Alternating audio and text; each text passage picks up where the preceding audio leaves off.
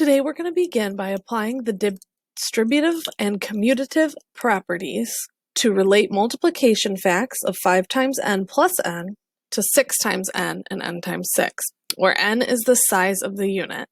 So that might sound a little bit confusing right now, but it'll make a little bit more sense as we move on, okay? Materials needed for today are your online whiteboard or your whiteboard dry erase marker and dry eraser. And we're going to follow the teaching style where I do it, we do it together, and then you do it on your own. First up, we have a little bit of a fluency video, okay? We are working on learning how to multiply by 6, 7, 8s, and 9s, and so this video might help you kind of try to memorize those multiples of 6.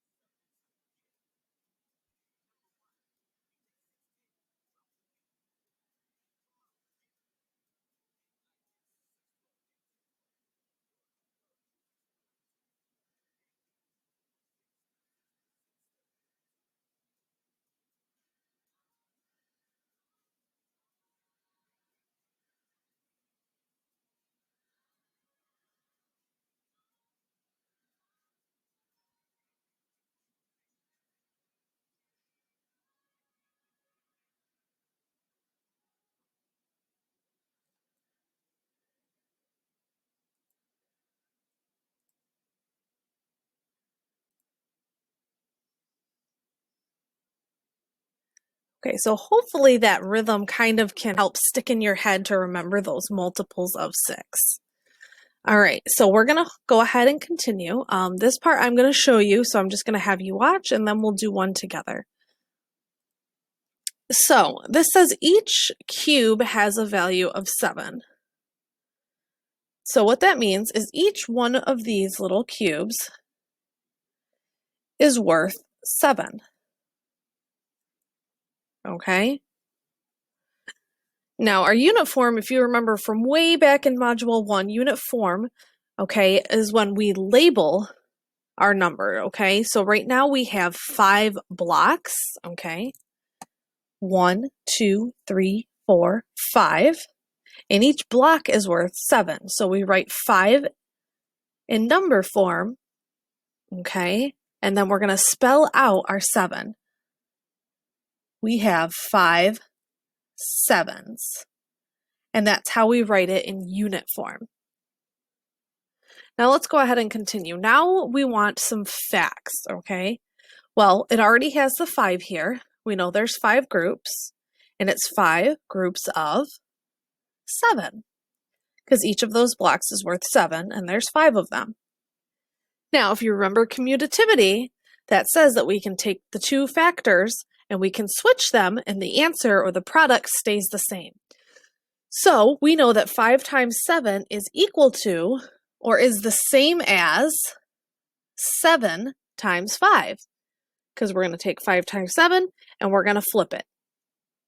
Okay, well now what we need to do is solve. If you look over here, we would have to count by sevens, right? Because each of these group is worth 7. So we could do 7, 14, 21, 28, 35. But most of us would probably need our fingers still to count that out because we're still learning how to multiply by 7. This is why we like the commutativity property. Okay, that says that we don't have to count by sevens, we can count by 5s.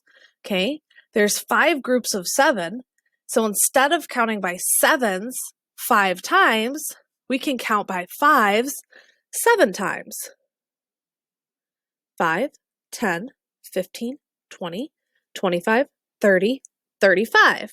And you can see we still get 35, but a lot of us are better at counting by 5s, so because of the commutativity property, we can do that. We can choose to count by 5s instead of 7s. So our total is 35.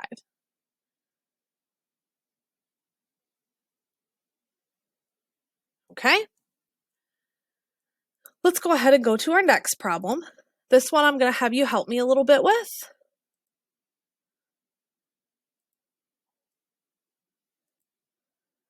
Okay, so you're going to be working on your whiteboards, but I'm going to have you just be writing down this part down here. So you don't have to write anything quite yet, because I want you to still be watching along with me. Okay, so unit form, now it says 6 sevens. All right, and we know that's because there's 1, 2, 3, 4, 5, 6 blocks now. Now we're working off the last problem. So we know that all of these blocks are still worth 7. Okay.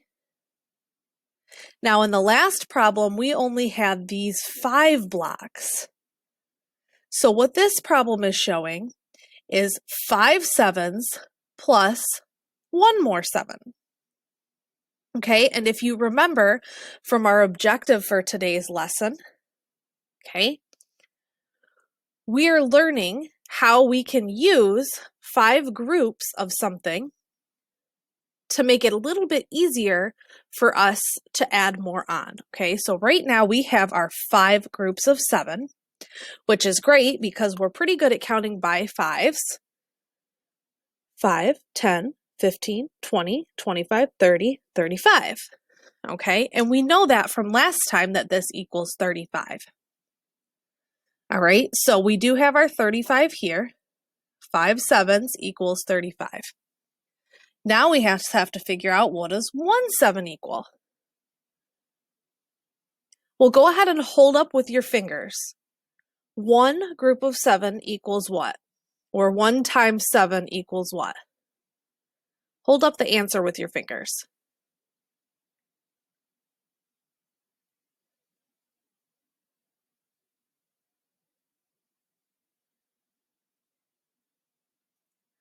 You should be holding up 7 fingers, okay? Because 1 group of 7 is just 7. If you look up here, we have only 1 group of 7. So we only have to skip count 1 time, which is 7. Okay, so let's fill that 7 in over here. So now we have 35 plus 7. Okay, so this is kind of like, and remember, you don't have to write this down yet. This 5 sevens is like 5 times 7. And then we're just adding 1 more 7 on. So it's kind of like 5 times 7 plus 1 more 7. Okay, so I'm going to go back really quickly.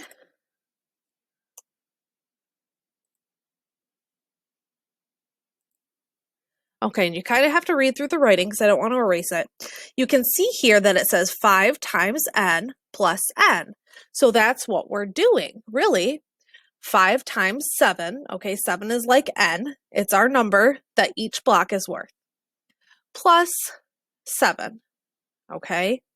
And now it says that we're going to relate this 5 times n plus n to 6 times n.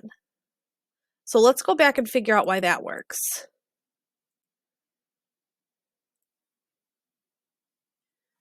Okay, so how is this 5 times 7 plus n? How is this like 6 times n? Well, remember, we have 6 of these blocks altogether, actually. If you remember, we have 6 sevens. So really, this is equal to 6 times 7, okay? But what we did is we broke it down to be 5 times 7 first because we knew it was easier to count by 5s. And now all we have to do is add 7 more on, okay? So on your whiteboard, now is the part where I want you to write down what 6 times 7 equals, okay? 35 plus 7. So there's 2 ways that you might be thinking of to solve this. You might want to stack it and add it. Or you might just want to use your fingers, start at 35, and count 7 more. So I'll give you a little bit of time to go ahead and solve that on your whiteboard and hold up your answer when you have it.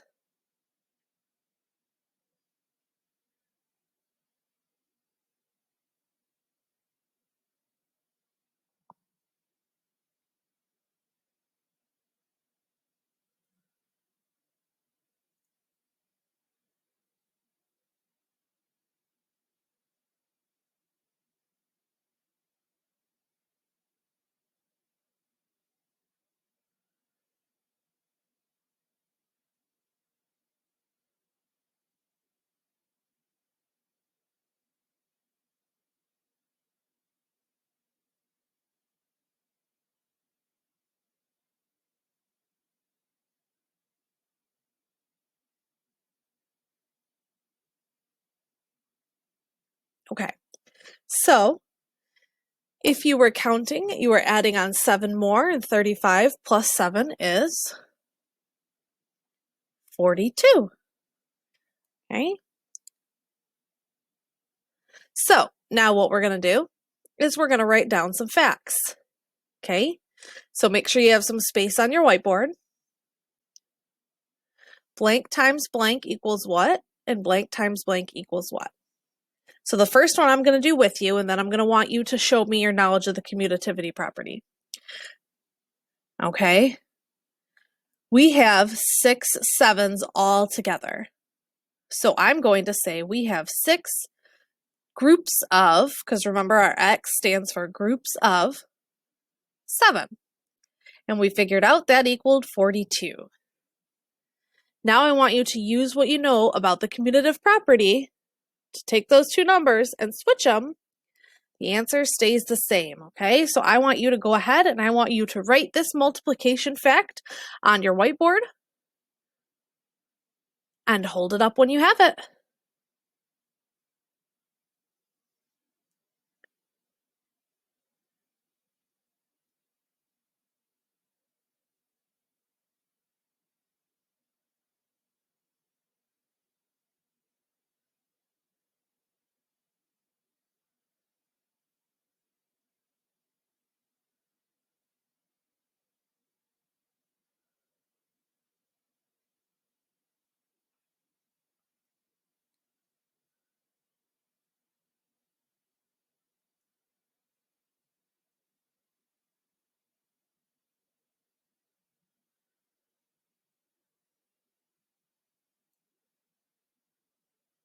Okay, so what we should have done on our whiteboards is just take the 2 numbers and switch them.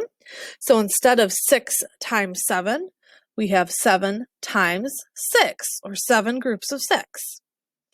And we know when we take those 2 numbers and switch them, the answer stays the same. So we still have an answer of 42. Okay, so remember these numbers are factors and this is our product. So we took our two factors, we switched them, and our product stayed the same. All right, you can go ahead and erase those whiteboards. And now we are at the part where you're going to work on your homework alone. We're going to have a Kami homework today. It will look just like what we just did, okay, where you watched me and then we did it together. It's going to look the exact same, except the numbers have changed, okay? So now you're going to have to come up with those new answers on your own, but you're going to follow the same pattern that we did. Go ahead and begin.